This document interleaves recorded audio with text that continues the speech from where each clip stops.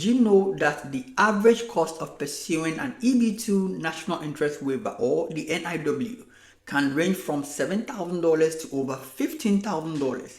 For many applicants, these costs can be a significant hurdle on the path to achieving US permanent residency. But the good news is, with careful planning and strategic decisions, you can manage these expenses effectively.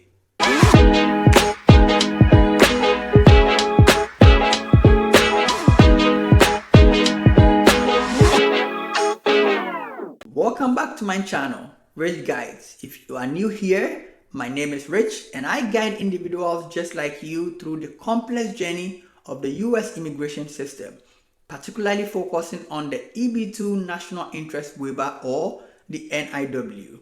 If you have not yet subscribed to my channel, please do, and here is why. It's a big motivation for me to see that my content is reaching a bigger audience. Thank you for watching. I appreciate it.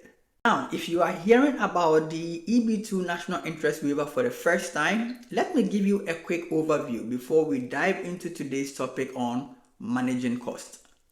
The EB2 National Interest Waiver or the Employment-Based Second Preference National Interest Waiver is a unique pathway to US permanent residency or green card.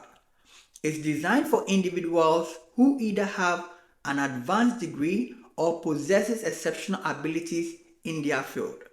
The great thing about that NIW is that it allows you to self-petition, meaning that you don't need a job offer or employer sponsorship to apply.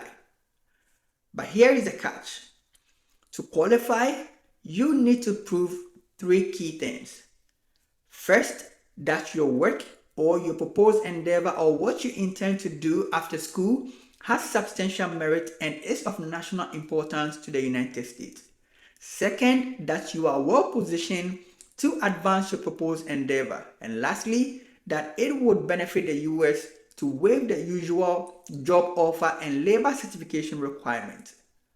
This makes it a particularly attractive option for professionals, for students, for researchers, entrepreneurs, and other highly skilled individuals who want to contribute to the US in a meaningful way. The process involves gathering substantial documentation to support your petition, and you need to file Form I-140 with the US Citizenship and Immigration Services, popularly known as the USCIS, and if approved, moving forward to adjust your status if you are in the US or consular processing if you are outside the US to obtain your green card. Meaning, if you are outside of the United States, this is a valid and legitimate route to secure your green card. Sounds complex, right? But it is not. Well, it can be too quietly costly too. And that is why today's content is focused on managing costs. In today's video, we are going to explore 4 practical strategies for managing the costs involved in the EB2 National Interest Waiver process. These approaches are designed to help you reduce expenses without compromising the quality of your application. The first and most straightforward strategy is to consider a do-it-yourself or DIY approach. The idea of going the do-it-yourself approach might seem daunting at first, especially with something as complex but not really complex as the EB2 National Interest Waiver process, but it's actually a viable option if you are willing to invest the time and effort to learn the process. There are numerous resources available online, including the official USCIS guidelines, detailed forums, and even step-by-step guides that can walk you through the entire process. By taking the time to educate yourself, you can prepare your own petition, gather necessary documents, and submit your application without the need for a full-service attorney. This approach can save you thousands of dollars in legal fees, which is a substantial part of the overall cost. However, the key to success with the do-it-yourself approach is diligence. Ensure you follow the instructions carefully and double-check all your documents. Make use of free resources like community forums or even Facebook groups, and even on Reddit where other applicants share their experiences and tips. And also, you can keep following me and set up a consultation service with me, and I can provide the useful tips in this journey. If the do-it-yourself or DIY approach feels too risky or time-consuming, another effective strategy is to opt for half legal support, what I like to call the hybrid approach. What it means is instead of hiring an attorney to handle your entire case, you can engage a lawyer for specific tasks or consultations. For example, you might choose to complete most of the application process yourself, but hire a lawyer or immigration attorney to review your documents before submission. This ensures that your application is legally sound without the need to pay for full representation. Alternatively, you can seek legal help for the more complex part of the process, such as drafting the legal arguments or even responding to a request for evidence, which is also known as RFE from the USCIS.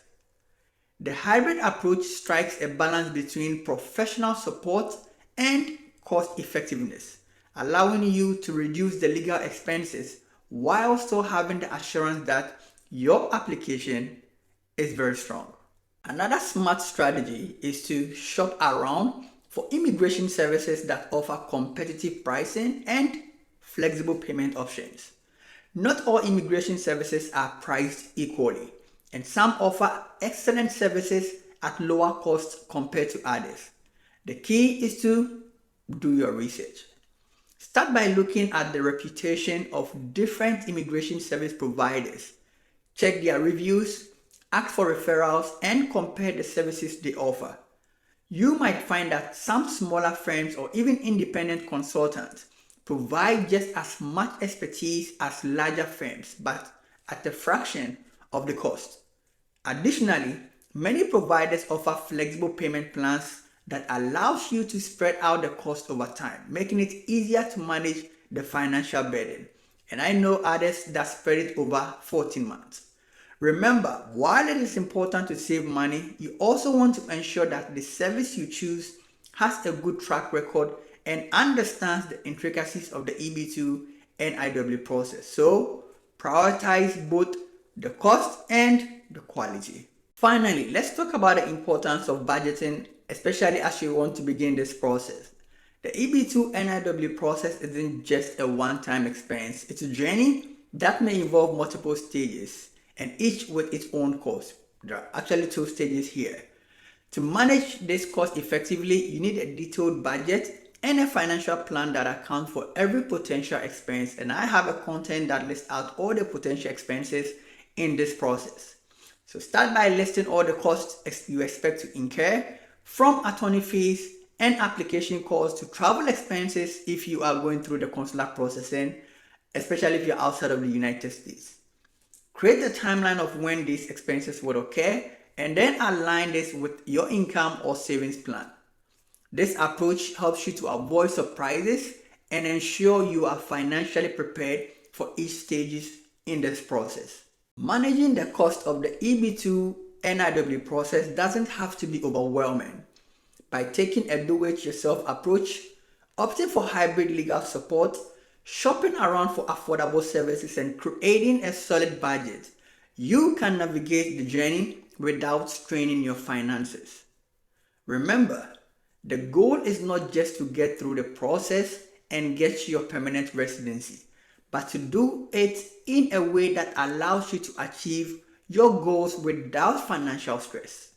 If you found this video helpful, please like, share, and subscribe for more tips on navigating the EB2 National Interest Waiver process and other immigration pathways.